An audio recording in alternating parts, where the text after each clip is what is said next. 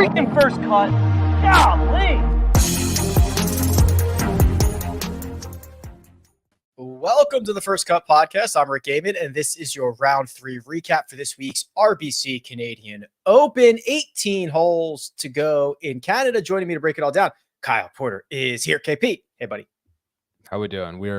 I'm back. I am back on the grid. I was just traveling around the DFW Metroplex after my power got knocked out on Tuesday, so I'm pretty fired up. Watching some golf. I've got the college baseball regionals is always like a super fun thing, and I don't know if you've seen this this show they have on ESPN, Squeeze Play. No, have you seen this? No, what is it? It's kind of like NFL Red Zone. They just go to whatever game is like hot, it has action going. It's awesome. It's like perfect for that type of thing. It is. I love that. First off, it is. I think some of these schools need to go to wood bats. The balls that these guys hit are unbelievable. Dude, I was talking to I had a text thread going with some buddies today, and they were talking about how they would prefer, maybe there's like a middle ground, maybe there's like some sort of, I don't know, because you don't want like 1-0 games all over the place, right? But right, you also don't want like anybody to get smoked. Yeah. And I mean, they did roll back the bats like 15 years ago or whatever, 10 years ago. Yeah, because they were having like 22-12 games. I mean, it was stupid. Yeah. And the exit velocities were nuts. And so they cranked them down. But I swear, man, it looks dangerous out there. One complaint I have is, and this is sort of golf related, I don't follow college baseball throughout the year. And whenever I watch it, I want there to be, and this is golf adjacent, I want there to be some sort of way for me to, I need a list of like, okay, who are the prospects? Who should I be watching? Yeah. From this game that's like going to get drafted. And you can Google it and like get there, but I need like this is your top 100. This is why, this is where they're from, who they are, what, all that stuff. And I've kind of struggled to find that. So I don't know if it still exists, but there's probably like Baseball America's top 100 or whatever that they could put onto the broadcast. Because I agree with you. Because the other thing is, some of these teams, like the 9 hitters batting 330 with 19 home run, and I'm like, well, he must be the number 1 overall pick. It's like, no, this dude like platoons for his own team, and he's not even going to get drafted. Yeah. Yes. And I actually ran into this because our local high school is playing to go to state tonight. I'm about to head over there after this podcast with my kids. There's no information about like with high school football. You're like, okay, here's the 247 list or here's the whatever list. And with baseball, there's like nothing. You can like, third page of Google, this guy's going to McLennan Junior College. You're like, I don't have time to do all this. Do you think that's because like in football, they're going to immediately be in the starting lineup, or they're immediately going to have, so it's a lot easier to say this guy is, here's number 1, here's number 2, here's number 3. Some of these guys, I mean, many of these guys will never see the major leagues. Well, I think that, and there's also a market, there's an appetite for football recruiting that there's just not when it comes to college baseball. So it doesn't make any business sense for that to exist. And maybe that's the answer, like for the like the top 100 list in college also. But a couple times a year, it would be nice to have. Interesting. Okay. Well, I'll keep that in mind. Let's talk Canadian Open. And as we like to do, let's get to a couple of big notable movers in the morning. Let's start here with Tom Kim. And this is interesting here, KP, because I think, 2024 has been, by expectation, a down year for Tom Kim. He went out and he shot a 5 under 65. He's gotten better every round this week, 70, 68, 65. He is now 7 under. He's in a tie for 11th. We are starting to see his results come around a little bit. 24th at the Charles Schwab, 26th at the PGA Championship. He hasn't missed a cut since the Texas Open. What's the state of the union on Tom Kim right now? Yeah, I think that it's a little bit of a rebound effect where he got so lauded when he won, what was it, twice in his first several starts. You're like, oh, this guy's like a top 10 player in the world. And I think there were those of us that were like, wait a second, the underlying stats here kind of tell a different story. And I think those were important to take into account because the modern PGA Tour does not reward kind of what Tom Kim does well. But then it almost went too far the other way, right? Where it was like, okay, we've gone too far in each direction, and now it seems like we're starting to balance out. I mean, he's had some really, I think, surprisingly good results over the last couple of years. I mean, the T2 at the Open Championship was super interesting to me. He's played well at majors.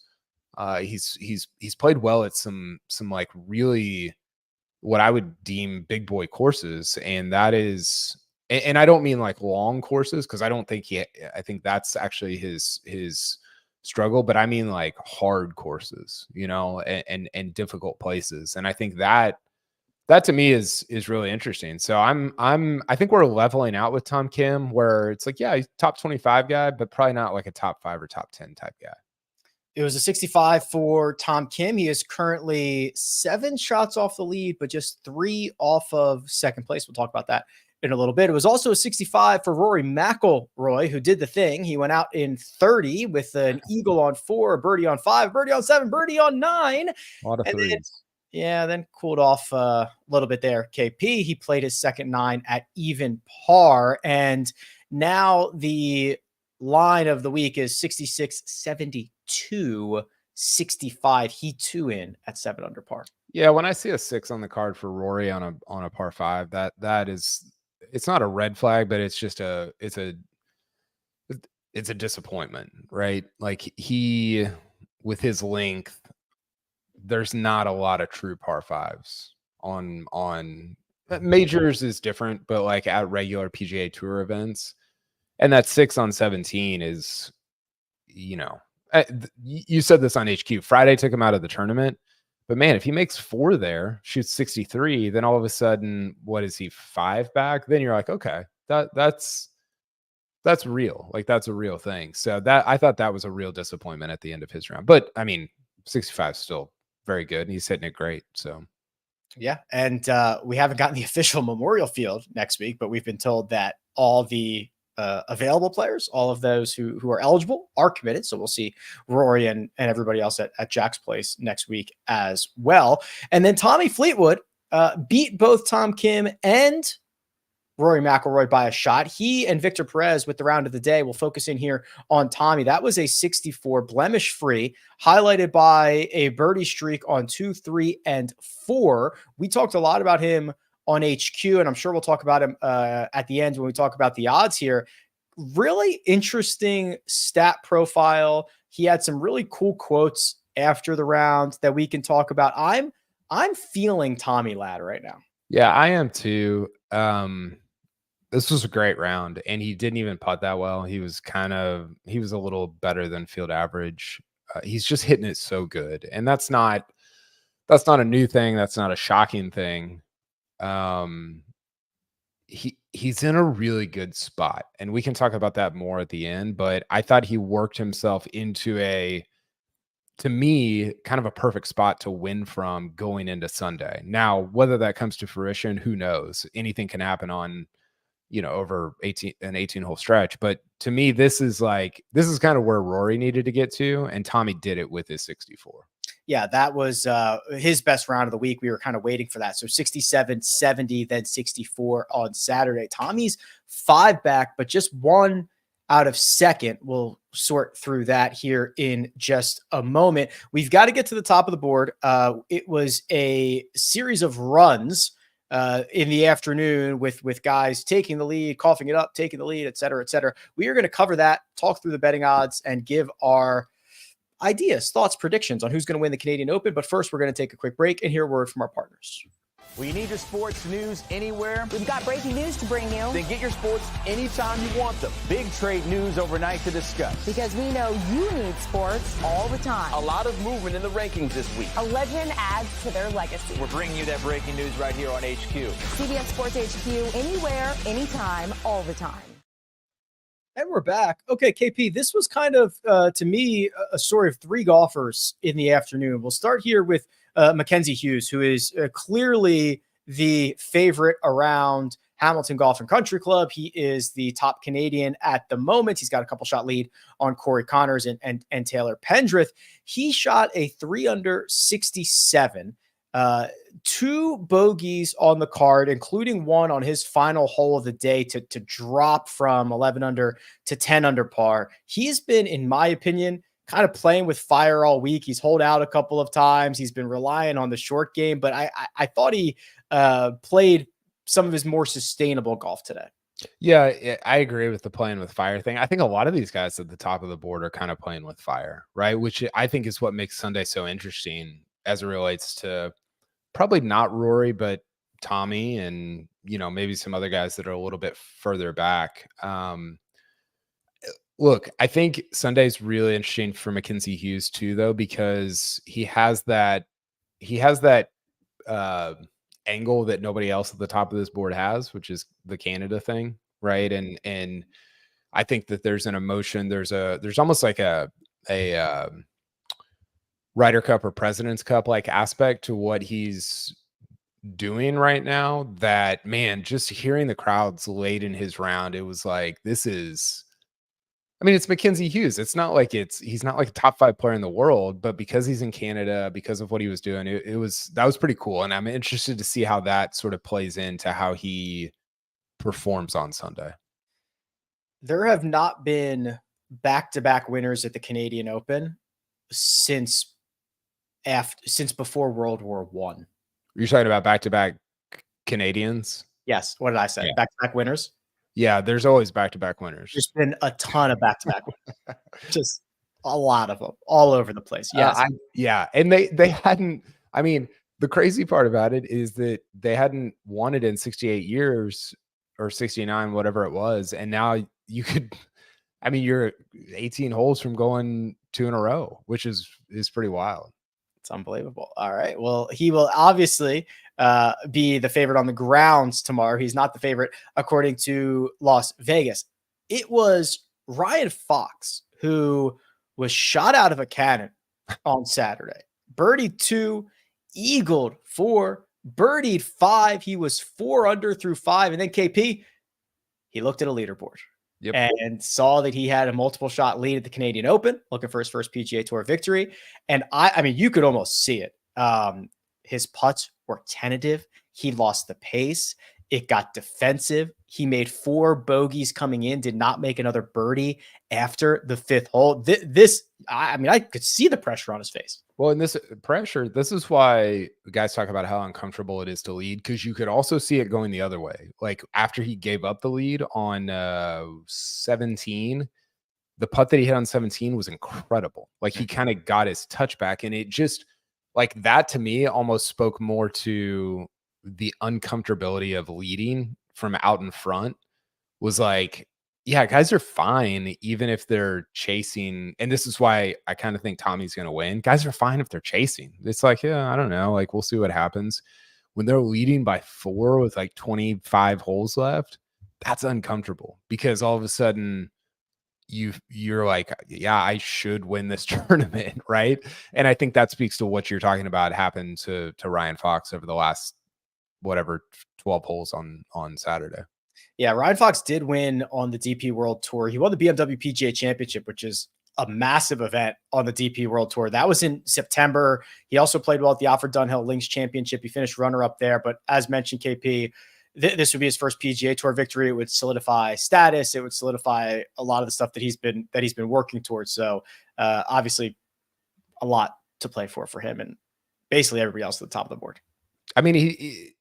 It was so weird because like nobody wanted to lead almost. You just kind of stall out, take a lead, stall out. And then all of a sudden here comes Bobby Mack at the end.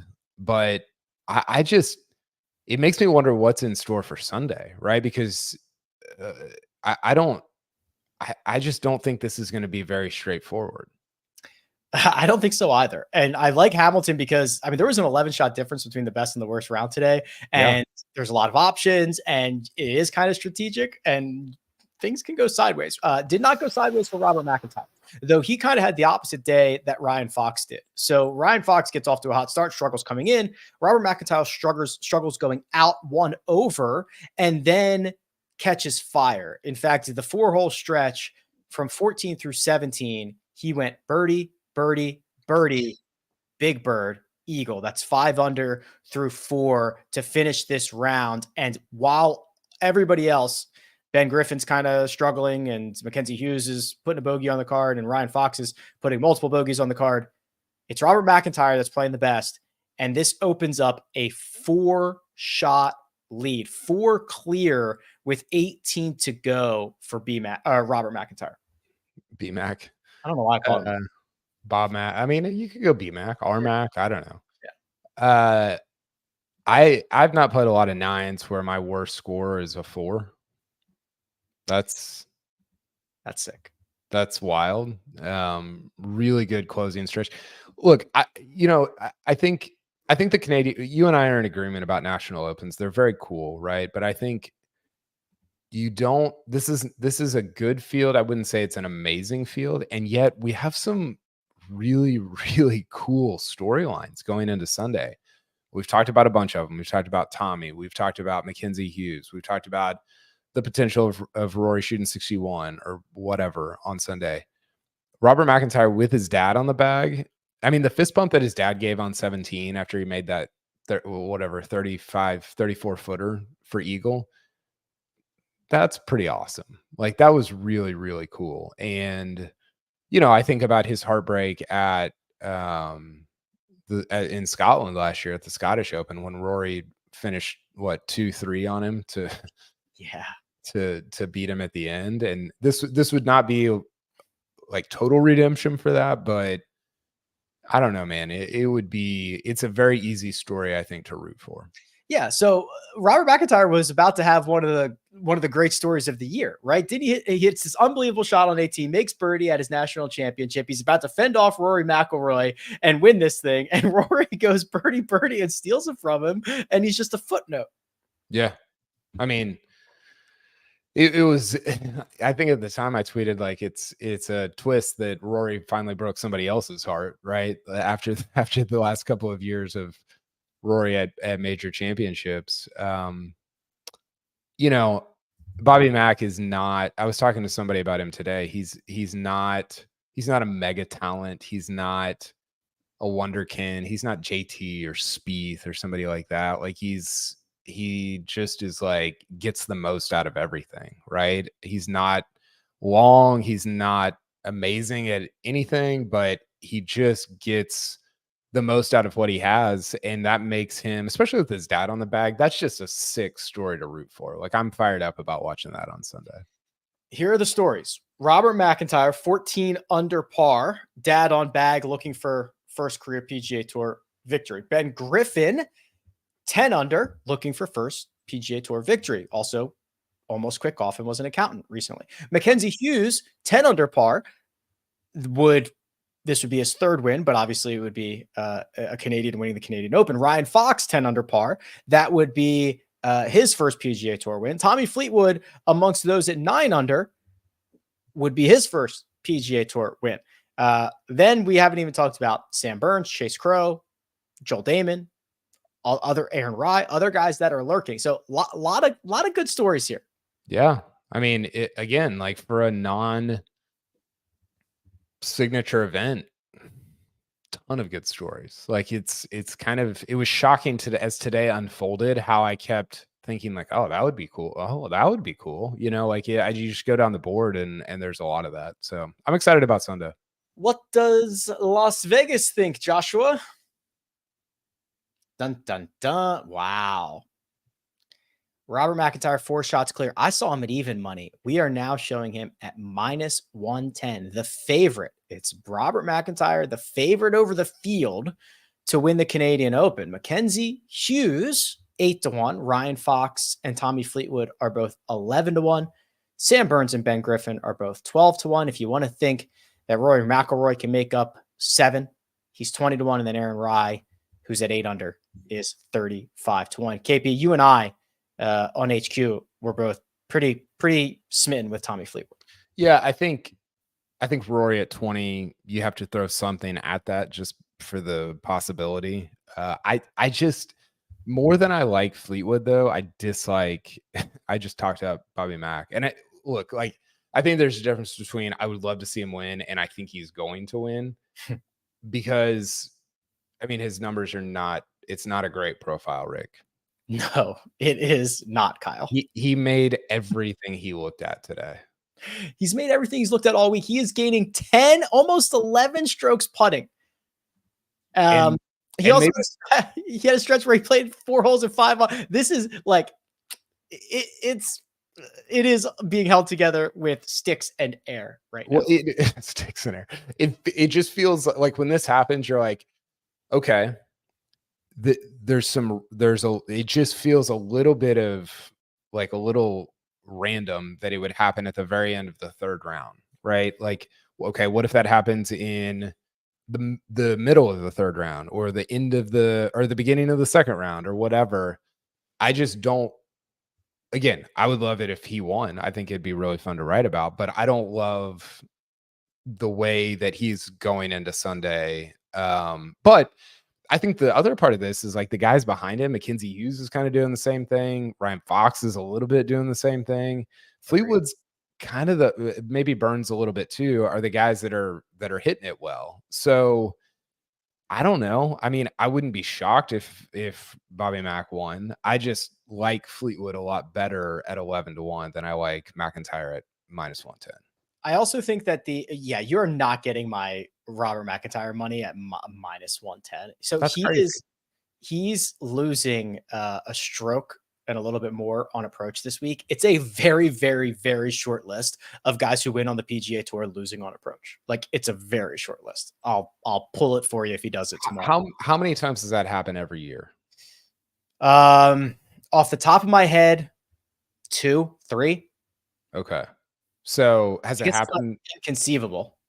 Has it happened so far this year? I'll find out for you. My favorite is when Vijay Singh used to win tournaments with negative strokes putting. That was sick. Yeah, that's sick too. So here's the thing. I know that we're waiting on the Tommy Fleetwood PGA Tour win, but he's got a bunch of international wins, and he's got the best stat profile. And even though it's not like he is the class of the guys that I think have a chance. Now, Rory has a chance if MacIntyre just coughs it up. I think Fleetwood has a chance even if he doesn't. Yeah. I mean, Fleetwood doesn't have a chance if MacIntyre shoots 67. No, but I just like, but if Robert MacIntyre shoots like a 69. Yeah, 69, 70, which I think is like very in play. Yes. All right. Let me, I'm going to pull this right now. So just vamp for me for like 20 seconds. Yeah. Well, the thing that I was referencing earlier is when VJ had like and other players have done this too. I remember Jason Duffner did it one year at Memorial, like a negative strokes gained putting and winning the tournament. You're like, it shouldn't be possible. Like, you hit the ball like a monster and you just didn't hit anything, and yet you still won. Like, that's a crazy thing. And this week MacIntyre's kind of doing the opposite. All right. So winners to lose on approach. This is PGA Tour. It dates back to the entirety of the ShotLink era, which is 04. And I gave it too much credit. There are only 28 times. So last time it happened was January of 2023. John Rahm won the Century Tournament of Champions, which was a small field event. He only gained 10.5 strokes to the field that week. January 2023. That was last year. Yeah, it was 18 months ago. Okay. Scotty Scheffler did it in Phoenix in 2022. That was his first win. Yep. Rory McIlroy did it at the CJ Cup at Summit Club. That was 2021. That was Vegas. That was Vegas. It happened twice in 2020. Bryson did it at the Rocket Mortgage. Now that's also the week he broke ShotLink though. Yeah, I remember that. So all of his stats are off the tee. Like he had like no approaches on the week because he was getting like banged because he was hitting it too close to the green. Yeah. Cam Smith did it the week he gained 8 strokes putting at the Sony Open in 2020. So it has happened 5 times since 2020. Yeah. Well, I mean, the flip side of this is like Bobby Mack could come out and shoot a great round from tee to green, right? And go out and win the tournament. But as it stands right now, I think we're talking about this in the context of minus 110 and don't love that based on everything that you just told me. Right. Agreed. Okay. Anything else, KP? Hold on. I have one more thing. I had brunch today with my niece-in-law. Okay. Which I want to throw this out to the people. If it's my wife's niece, that's my niece-in-law.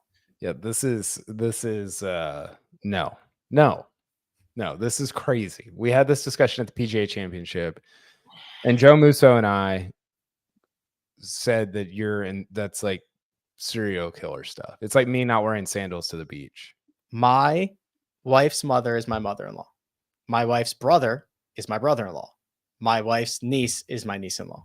Yeah, but I think you get to the point where it's distant enough that it's like nobody cares if it's your niece or your niece-in-law. Right? Like I love being told that no, like I agree. No one cares. like nobody like you might need the distinction of like, oh, this isn't like my family of origin sister. This is my sister-in-law. Maybe she did something crazy. I don't know.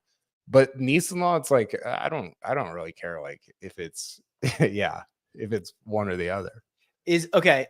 Last thing. So where do we draw? What about like my wife's uncle? It's not my uncle, and it's not my uncle-in-law. It's just my wife's uncle. Yeah, but like it just sounds insane to say uncle-in-law. It's the most accurate description. It's true. But like, where do we draw the line? That's what I'm asking you. I don't think we do. I think the line goes, there is no line. So is it like your second cousin-in-law?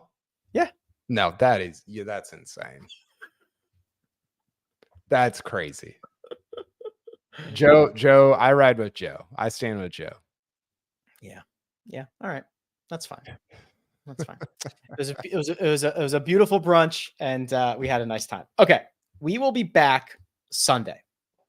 So Joe also made up Tomas. He said Tomas niece-in-law sounds like a European tour player, which is true. I was going to make an Easter egg profile on rickrungood.com for Tomas niece-in-law. Oh. I know. That would be Easter eggs everywhere, baby. I love that. All right. We will be back Sunday night to break it all down. Somebody's going to win this. It's going to be a great story. It's going to be triumphant or sad or maybe a little bit of both. We'll be here. Big thanks to producer Josh. Does all the hard work behind the scenes. Kyle Porter, available at Kyle Porter CBS, and you can find me at Rick Run Good. This has been The First Cut. We'll catch you next time.